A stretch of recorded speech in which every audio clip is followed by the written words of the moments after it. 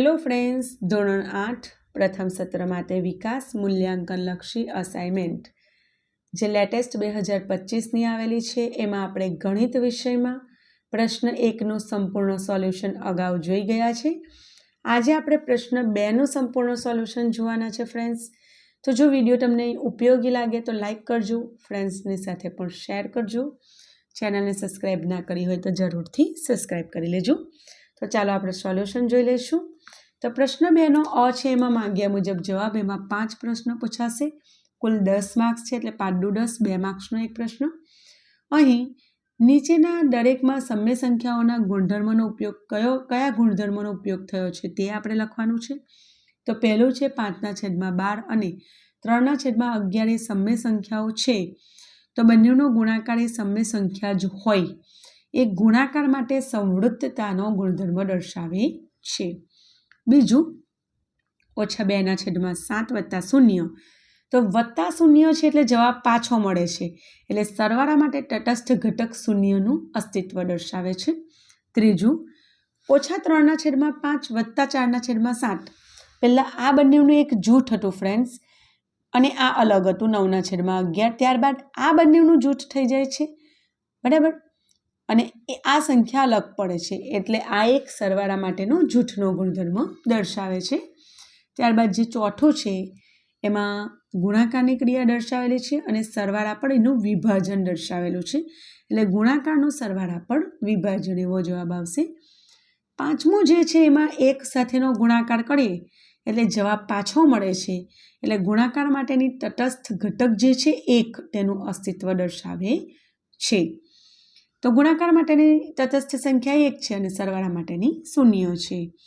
પછી જે છઠ્ઠું છે એમાં પણ અહીં આપણને સરવાળામાં ક્રમનો ગુણધર્મ બતાવેલો છે, જે પહેલા નંબર પર છે એ જવાબમાં બીજા નંબર પર આવી જાય છે અને જે બીજા નંબર પર છે એ પહેલા નંબર પર આવી જાય છે। તો અને ક્રિયા સરવાળાની છે, માટે સરવાળા માટે ક્રમનો ગુણધર્મ। અને જે 7મું છે ગુણાકાર માટે જૂથનો ગુણધર્મ છે, બરાબર, જૂથ બદલાય છે પણ વચ્ચે ક્રિયા ગુણાકારની છે એટલે ગુણાકાર માટે જૂથનો ગુણધર્મ। અને 8મું જે છે એ ગુણાકાર માટે ક્રમનો ગુણધર્મ છે, જે અહીંયા પહેલા નંબર પર છે એ બીજા નંબર પર અને બીજા નંબર પર છે એ પહેલા નંબર પર આવી જાય છે અને ગુણાકારની ક્રિયા છે માટે નીચે પણ તમે જોઈ શકો છો આપણને જવાબ દર્શાવેલા છે અને સરળ પણ છે ફ્રેન્ડ્સ, ઇઝીલી માર્ક્સ કવર કરી શકાય એમ છે। હવે આગળ જે બીજું છે સમય સંખ્યાઓના યોગ્ય ગુણધર્મનો ઉપયોગ કરીને સાદું રૂપ આપવાનું છે, તો એનું સોલ્યુશન હું તમને બતાવી દઉં છું, તો તમે નોંધી લેજો, તમને ઉપયોગી થશે તૈયારી કરવા માટે। થોડુંક નાનું કરું એટલે તમને સંપૂર્ણ સ્ક્રીન જોઈ શકાય, તો ક્લિયર તમે જોઈ શકો એ રીતે। તો પ્રશ્ન 2નો જે અ છે એમાં તમે સાદું રૂપ જોઈ શકો છો ફ્રેન્ડ્સ, હું તમને સમજાવવાનો પ્રયત્ન કરું છું। તો આ રીતે જુઓ, પહેલાં જે મિશ્ર અપૂર્ણાંક છે ને એને આપણે સાદા અપૂર્ણાંકમાં ફેરવેલું છે, 5 × 5 અને 5માં 4 ઉમેરો એટલે 9, 9/5।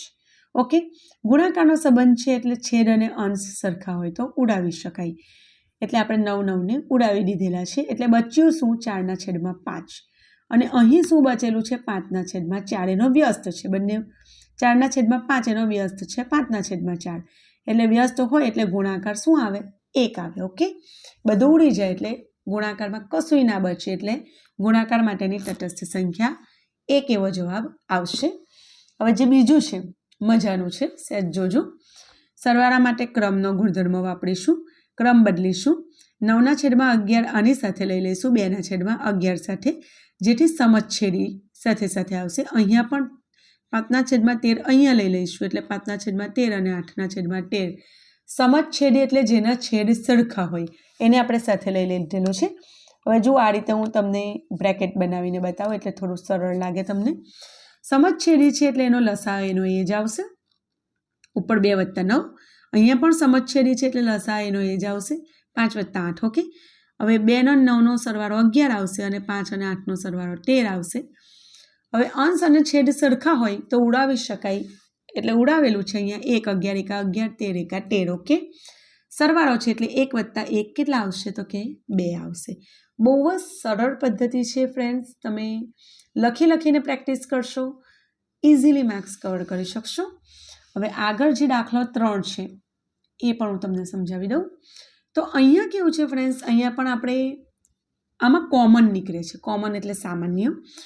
-3/8 અને -3/8 બંને પાસે છે, એટલે આપણે એને કોમન કાઢ્યું એટલે બહાર કાઢી લીધું, પછી કૌંસ બનાવી દીધો. હવે આ તો બહાર નીકળી ગયું. અહીંયા બચ્યું શું આ બેમાંથી? તો કે 28/25. ઓકે, એ લઈ લીધું. હવે 3/8 તો બહાર નીકળી ગયેલા છે, વચ્ચે માઇનસ છે એટલે આપણે અહીંયા માઇનસના માઇનસ જ લઈ લીધા અને 3/25 બાકી રહે છે એ લઈ લીધા બ્રેકેટમાં. ઓકે, હવે સમછેડી છે એટલે 25 લસા આવશે અને ઉપરની સંખ્યાની બાદબાકી છે 28 - 3 એમનું એમ જ આપણે લઈ લીધેલું છે. 28માંથી 3 કાઢીશું એટલે 25 આવશે, એટલે 25/25, 25 એકા 25, એટલે અહીંયા 1 આવ્યો પણ વચ્ચે કોઈ ચિહ્ન નથી એટલે ગુણાકાર સમજવાનો. એટલે કોઈ પણ સંખ્યાનો એક સાથેનો ગુણાકાર જવાબ પાછો મળે, કારણ કે ગુણાકાર સાથેની સંખ્યાનો ગુણાકાર એક સાથેનો ગુણાકાર છે અને ગુણાકાર માટેની તટસ્થ સંખ્યા 1 છે. એટલે -3/8 એકા -3/8. ઓકે, એ રીતે જે ચોથો દાખલો છે એમાં પણ જુઓ આપણે ક્રમ બદલી કાઢેલો છે ને સમછેદીની સાથે લઈ લીધેલા છે, એટલે કે 11/18ની સાથે 7/18ને લઈ લીધા, 23/19 સાથે 4/19ને લઈ લીધા. પછી સમછેદી છે એટલે આનો લસા 18 અને આનો લસા 19 છે. અહીંયા અંશનો સરવાળો છે ને અહીંયા અંશની બાદબાકી છે, એ જ પ્રમાણે લઈ લીધું. અને બીજા દાખલાની જેમ જ આની ગણતરી છે, તમે જોઈ શકો છો 18 એકા 18 ને અહીંયા 19 એકા 19, કારણ કે અંશ છેદ સરખા છે. ઓકે, અને 1 + 1 એટલે જવાબ આવશે 2.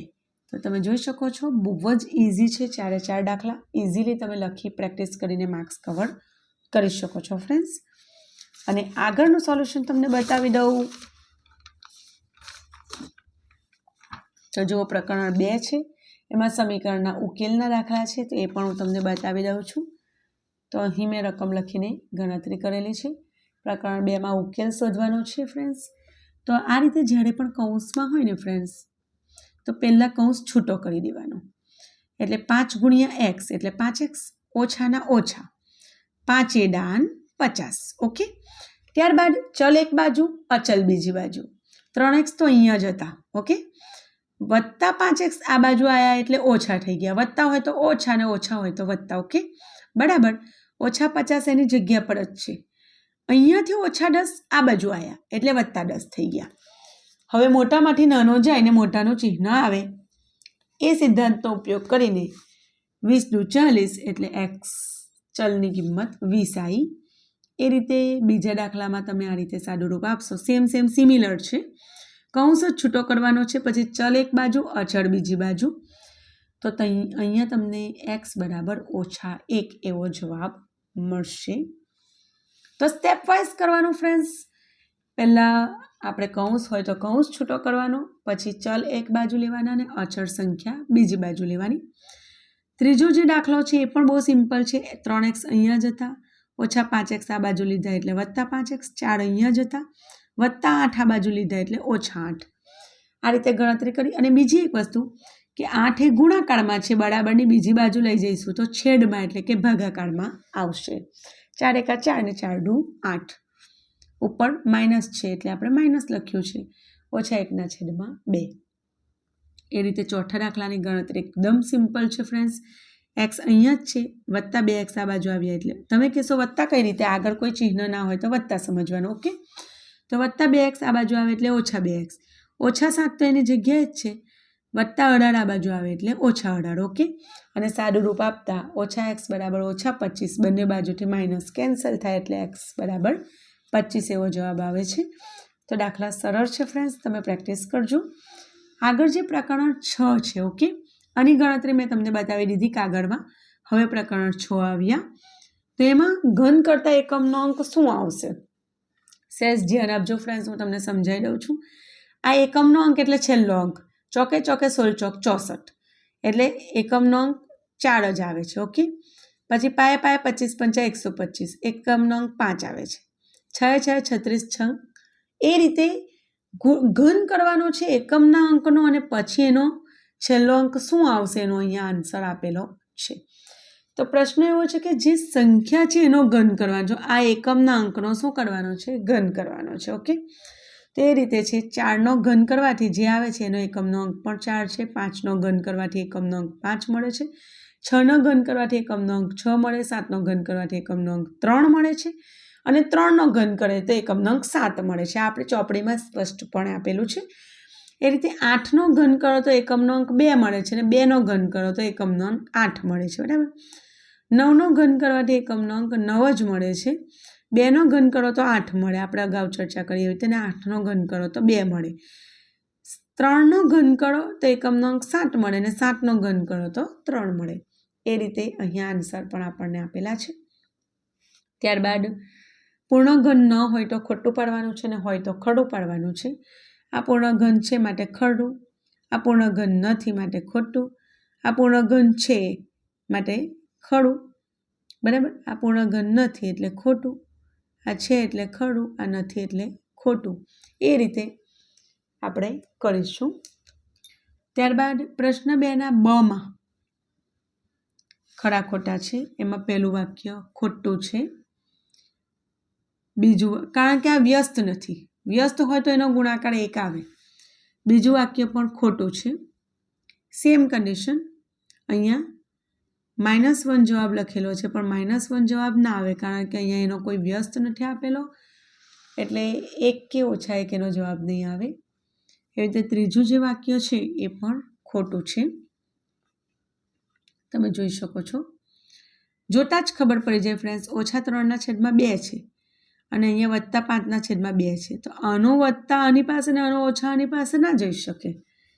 પછી અહીંયા જે છે એ સાચું છે કારણ કે 3 × 6 અને 6માં 1 ઉમેરો એટલે 7 આવી ગયા અને છેદનો છેદ, બરાબર. તો મિશ્ર અપૂર્ણાંકને સાદા અપૂર્ણાંકમાં ફેરવેલું છે. ત્યારબાદનું વાક્ય જે સેન્ટેન્સ છે એ ખોટું છે.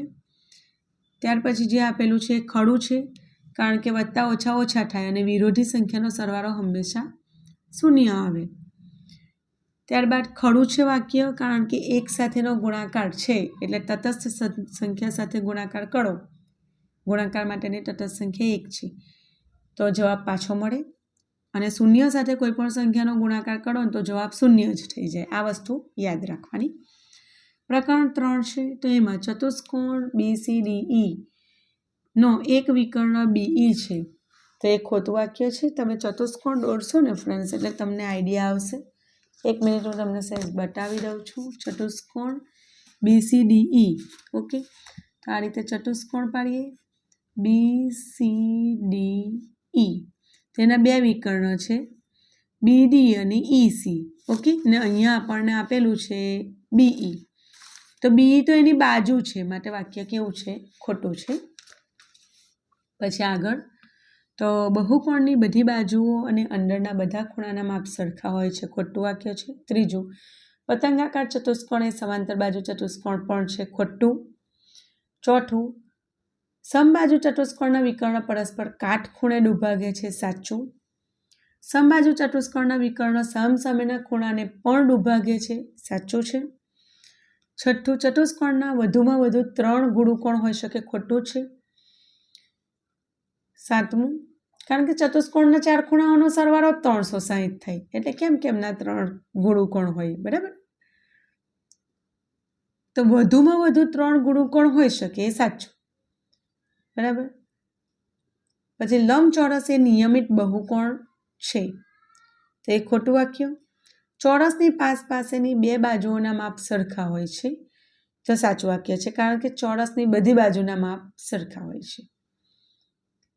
આગળ પ્રકરણ 6 છે તો 100 એ 4 વડે ભાગતા મળતી સંખ્યા પૂર્ણ ઘન છે તો ખોટું, કેમ કે 25 ચોક 100 થાય ને 25 પૂર્ણ ઘન નથી.